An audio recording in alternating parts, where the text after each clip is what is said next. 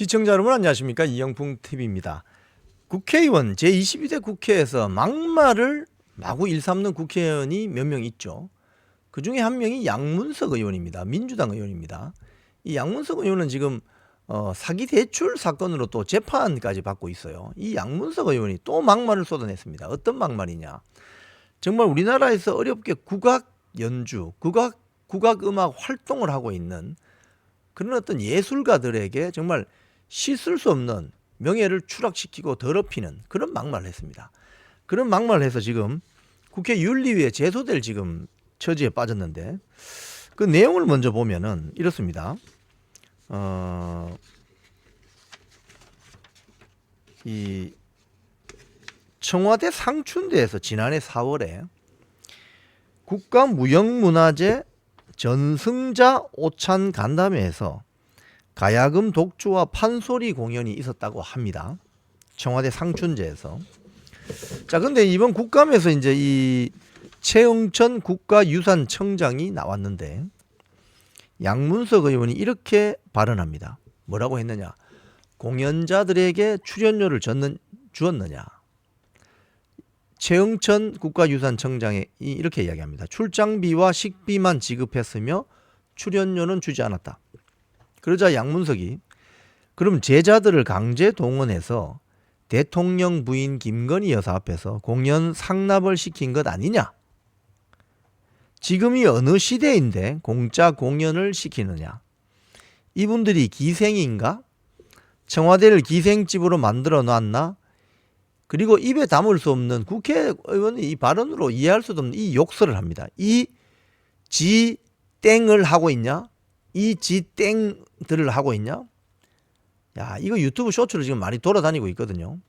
이거 보고 있으면 그냥 아연 실색할 지경입니다. 어떻게 이런 자가 대한민국의 공당의 국회의원 후보로 추천이 되어서 국회의원이 되는지, 그 해당 지역의 유권자들은 무슨 생각으로 이런 사람을 국회의원을 만들어 줬는지. 그러자 같은 상임위에 있던 국민의힘 배현진 의원이 이렇게 반박하면서 비판을 합니다. 아니, 문재인 전 대통령 부인 김정숙도 2019년 청와대에서 무형유산 보유자들과 오찬을 가진 사례를 언급하면서 거기서도 가야금 명장 공연이 있었는데 그 누구도 기생이라고 하지 않았다, 그런 사람들을. 그런데 국악인들이 이 모멸감을 느낄 만한 이런 발언을 어떻게 하느냐. 그러니까 지금 민주당이 지난번 그 총선 때 이 예비 후보였다가 공천을 받는 사람들 보면 그런 사람도 있었죠. 김준혁 같은 경우에, 이 경기도입니다. 또 김준혁 같은 경우에 이대생들이 미군에 성상납했다는 의혹이 있고 저 김환란 전 총장이 어쩌고 저쩌고 하다가 지금 이대 총동창회로부터 고소고발 당하고 이런 일이 있었잖아요. 근데 이게 개인의 어떤 그런 일탈이 아니라 민주당 국회의원 중에 상당수가 상당히 굴절된 성의식을 가지고 있는 거 아니냐, 이런 어떤 그 생각이 드는 거죠. 그러니까 국악 명장들이 주요 그 VIP 관객 앞에서 여기 보면은 저 출장비와 식비가 지급이 됐어요. 그리고 자기의 공연을 한번 선보여 준 것인데, 자기의 어떤 그 음악 연주 솜씨를 한번 선보여 준 거잖아요. 어떻게 보면 재능 기부로 볼 수도 있고, 또는 뭐 공연 선물을 했다고 볼 수도 있고, 어떤 본인의 어떤 의사에 따라서. 그런데 이걸 기생들이다. 이 기생들이냐, 국악 연주인들이 기생들이냐, 청와대를 기생집으로 만들어 놨나, 이 지땡들을 하고 있느냐, 이렇게 폭언을 쏟아내는 이 국회의원 수준을 어떻게 봐야 됩니까, 여러분? 한심하기 짝이 없는 거죠. 한심하기 짝이 없는 거죠. 그게 가야금인지 검은건지는 아는지 모르겠어요. 자, 그런데 이런 양문석이 지금 그 윤리위원회 제소가 검토되고 있습니다. 국민의힘이 양문석 발언에 대해서 윤리 제소를 검토하느냐는 질문에 검토해 보겠다. 그리고 같은 의원으로 활동하는 동료 또 선배들이 정말 수치스럽게 생각하는 순간들이 아니겠느냐. 정말 입에 담기도 어려운 언어로 국악인들 명예를 더럽히고 그냥 저작거리에서나 들을 만한 욕설을 내뱉었다.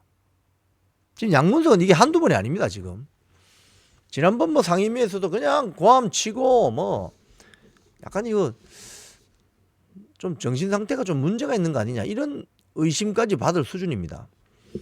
아니 마이크 있으니까 조용조용 이야기해도 다 의사소통이 되는데 그렇게 어떤 세게 이야기를 하고 증인이나 참고인으로 나온 상임위에 나온 사람들이 정말 불쾌감을 가질 수 있을 정도의 그런 발언들을 쏟아냅니다. 이게 대한민국 국회의 수준이 추락해도 이렇게 추락할 수가 없습니다. 자, 그리고 이 양문석은 지금 지난번 공천 받는 과정에서 사업도 하지 않는 딸 명의로 사업자 등록을 해가지고 마을금고로부터 사기 대출 받았다는 지금 의혹을 받고 있죠. 그래서 그 혐의로 기소가 되어서 지금 재판을 받고 있습니다. 이 공판 준비 기일에 나와서 뭐라고 했느냐? 대출 사실을 알지 못했다. 본인은 몰랐다. 이렇게 딱 잡아뗐다고 합니다. 변호인의 진술인데 양문석의 아내가 사업자 대출 내용을 알리지 않고 추진한 것으로 피고인 즉 양문석은 대출 과정을 상세하게 알지 못한다. 공직선거법상 재산 축소 신고 혐의는 인정하겠는데 페이스북 게시글 관련 허위사실 공표는 고의가 없기 때문에 혐의를 부인한다. 사업자 대출 자체는 인정하나 사기나 고의가 없었다. 사문서 위조 혐의는 공범인 대출 모집인이 증빙 자료를 다른 사람의 명의로 위조해서 그런 것이다.